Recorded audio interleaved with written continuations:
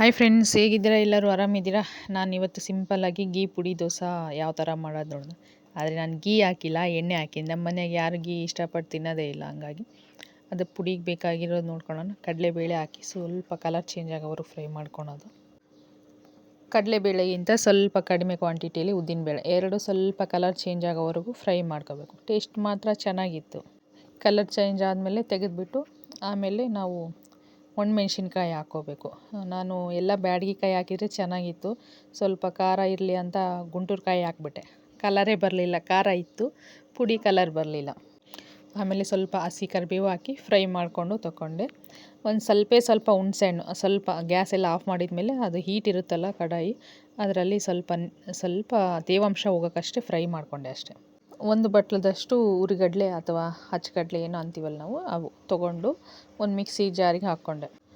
Mixie ಜಾರಿಗೆ ಹಾಕ್ಕೊಂಬಿಟ್ಟು ಅದಕ್ಕೆ ರುಚಿಗೆ ತಕ್ಕಷ್ಟು ಉಪ್ಪು, ಒಂದು 4ರಿಂದ 5 ಎಸಳು ಬೆಳ್ಳುಳ್ಳಿ ಆಪ್ಷನಲ್ಲು, ಹುಣಸೆಹಣ್ಣು ಕೂಡ ಆಪ್ಷನಲ್ಲು, ಬೇಕಿದ್ದರೆ ಹಾಕ್ಕೋಬೋದು, ಇಲ್ಲಾಂದರೆ ಬೇಡ. ಹಾಕ್ಕೊಂಬಿಟ್ಟು ಫೈನ್ ಪೌಡ್ರ್ ಮಾಡ್ಕೊಳೋದು ಅದನ್ನು. ಟೇಸ್ಟ್ ಅಂತ ಚೆನ್ನಾಗಿತ್ತು, ಬಟ್ ಪೌಡ್ರ್ ಕಲರೇ ಬಂದಿದ್ದಿಲ್ಲ. ಎಲ್ಲವೂ ಸೂಪರ್ ಅಂತ ಹೇಳ್ಬಾರ್ದಲ್ಲ, ನಾವು ಮಾಡೋ ಮಿಸ್ಟೇಕ್ಗಳು ಸಹ ಹೇಳ್ಬೇಕು.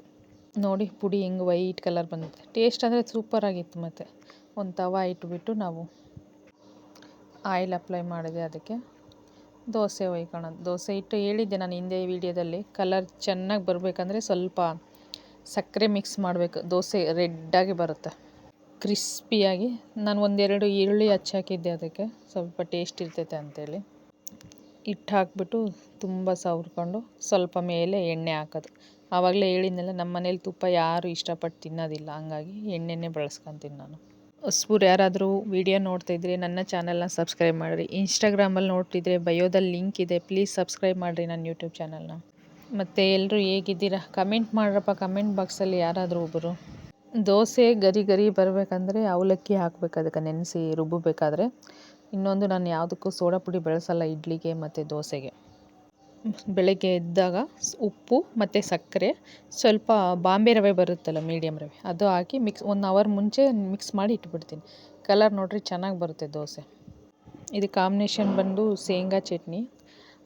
ನಾನು ಯಾವ ಥರ ಮಾಡ್ತೀನಿ ಅಂತ ಚಟ್ನಿ ಸಹ ವೀಡಿಯೋ ಮಾಡಿ ಹಾಕಿ ತೋರಿಸ್ತೀನಿ ನಿಮಗೆ. ನೀವು ಇವತ್ತೇನು ಟಿಫನ್ ಮಾಡಿದ್ರಿ ಅಂತ ಕಮೆಂಟ್ ಮಾಡಿರಿ. ಪ್ಲೀಸ್ ಸಬ್ಸ್ಕ್ರೈಬ್ ಮಾಡಿರಿ ಚಾನಲ್ನ.